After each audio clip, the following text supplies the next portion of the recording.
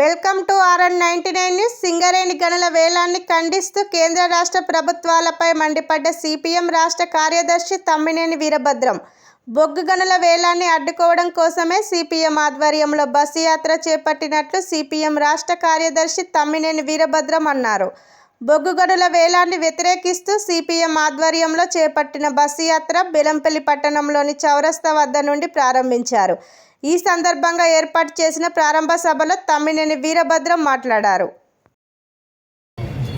దాంతోపాటు ఈ సింగరేణి అమ్మకానికి పెడుతున్నటువంటి కేంద్ర ప్రభుత్వానికి వ్యతిరేకంగా గట్టి నిరసన తెలియజేయడానికి, దానికి వ్యతిరేకంగా గట్టిగా పోరాడమని చెప్పి రాష్ట్ర ప్రభుత్వం పైన ఒత్తిడి చేయడానికి ఈ యాత్ర ఉద్దేశించబడింది. ఒక సిపిఎం పార్టీ మాత్రమే ఈ యాత్ర చేసినంత మాత్రంలో ఈ ప్రమాదం ఆగిపోదు. సిపిఎం పార్టీతో పాటు కలిసి వచ్చే అన్ని రాజకీయ పార్టీలు, ప్రజా సంఘాలు, విస్తృతమైన ప్రజానీకం, వేలాది మంది కార్మిక వర్గం, కార్మిక కుటుంబాలు అందరూ కూడా ఈ ఉద్యమంలో ఉధృతంగా పాల్గొనాల్సిన అవసరం ఉందని నేను విజ్ఞప్తి చేస్తున్నాను.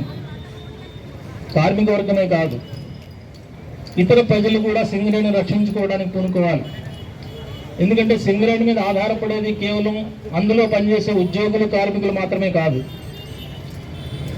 దీని ఆధారంగా అనేక వృత్తులు సాగిస్తున్నటువంటి వాళ్ళు.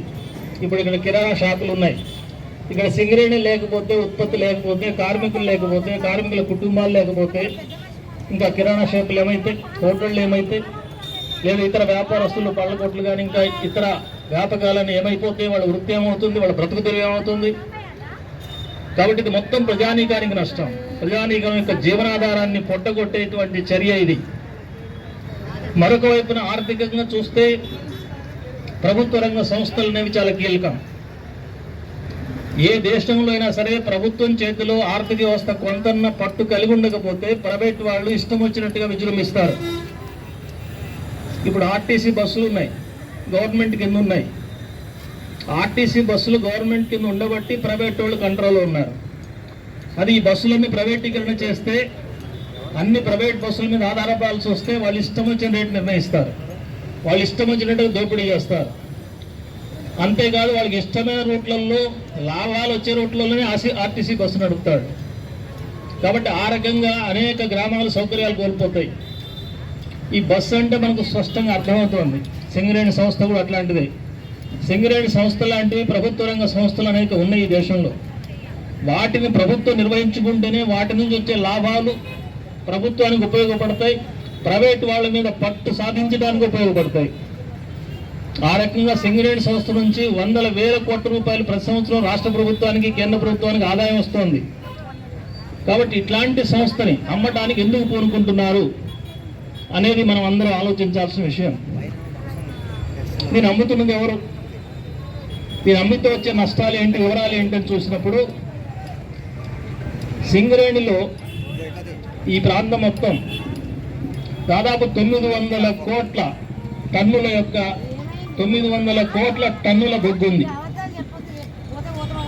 అయితే ఇప్పటి వరకు తీసిన బొగ్గు 150 ఏళ్ళు అయింది. బొగ్గు ప్రారంభమై బొగ్గు తీయటం 150 ఏళ్ళుగా మనం తీసి మన చేతులు అరిగినాయి. మా తాతల తండ్రులు చేసి చచ్చిపోయిన వాళ్ళు ఉన్నారు. ఈ 150 ఏళ్ళు మనం తీసినా సరే ఇప్పటికి తీసింది కేవలం 175 కోట్ల టన్నులు మాత్రమే. చూడండి, 900 కోట్ల టన్నులు ఉంది భూమిలో, 175 కోట్ల టన్నులు మాత్రమే బయటకు తీశారు. మిగతా కోట్ల కొద్ది టన్నులు మొత్తం పూర్తిగా తీసుకోవడానికి అవకాశం ఉంది. ఆ రకంగా ఇప్పుడు 150 ఏళ్ల పాటు సాగినటువంటి ఈ బొగ్గు ఉత్పత్తి ఇంకొక 200-300 ఏళ్ల పాటు, ఎంత ఉత్పత్తి వేగం పెంచినా సరే ఇంకో 200-300 ఏళ్ల పాటు మనకు ఉపాధి కల్పించే అవకాశం ఉంది.